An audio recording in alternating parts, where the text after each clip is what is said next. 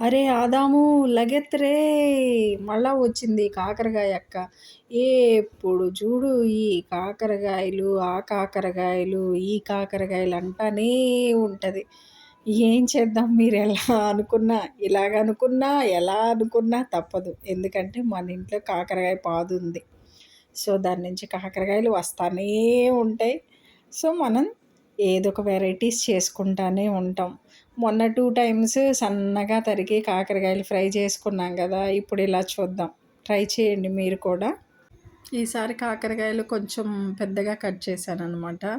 సన్నగా కాకుండా పండిన కాకరకాయలు ఉంటే కనుక అవి సీడ్స్ తీసేసుకోండి.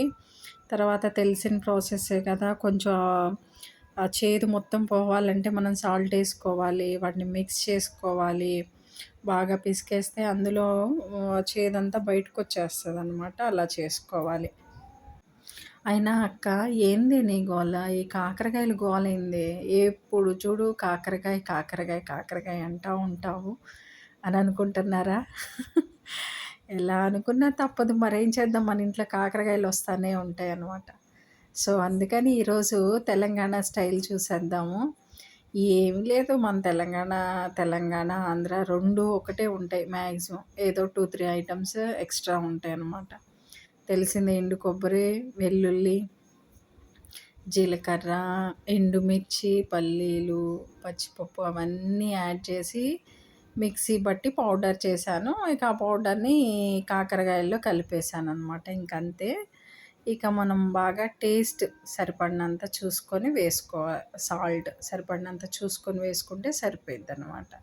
సో, ఇది కూడా చూసేయండి. ప్యాన్‌లో ఏంటంటే ఈ కాకరకాయలు వితౌట్ ఆయిల్ కొంచెంసేపు ఫ్రై చేసుకోండి. ఎందుకంటే వాటర్ ఏమన్నా ఉంటే పోతదనమాట. సో, ఆ తర్వాత కొంచెంసేపు ఫ్రై చేసుకున్న తర్వాత, ఆ తర్వాత ఆయిల్ ఏసుకోండి. ఇంకేంటి విశేషాలు? ఇక్కడైతే వర్షాలు పడుతున్నాయి బాగా. తుఫాన్ అంటున్నారు. మీరెలా ఉన్నారు అందరూ? ఇళ్ళల్లోనే ఉన్నారా? బయటికెళ్తున్నారా? మాక్సిమం బయటికెళ్ళకుండా ఉండండి. ఎందుకంటే ఇక్కడ థండర్స్ వస్తున్నాయి బాగా. రీసెంట్‌గా మా గుంటూరు సైడే పొన్నూరులో అనమాట. అక్కడ ఇద్దరు చనిపోయారు లేడీసు. పొలం వెళ్ళి వాళ్ళు పని చేసుకుంటా ఏమో పిడుగుపడి ఇద్దరు చనిపోయారు. అది బ్యాడ్ న్యూస్ అనమాట. సో, జాగ్రత్తగా ఉండండి. ఇంట్లోనే ఉండటం బెటరేమో. మ్యాక్సిమం బయట పనులు అవాయిడ్ చేసుకోవడం.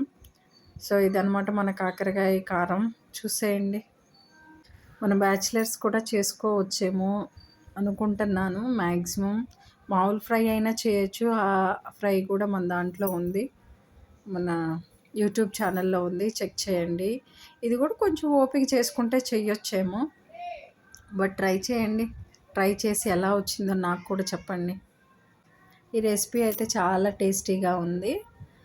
సాల్ట్ సరిపడినంత చూసుకొని వేసుకోండి. బట్ అది కూడా లాస్ట్‌లో వేసుకోండి. ఈ పౌడర్‌లో కూడా సాల్ట్ ఏసుకోవాలి.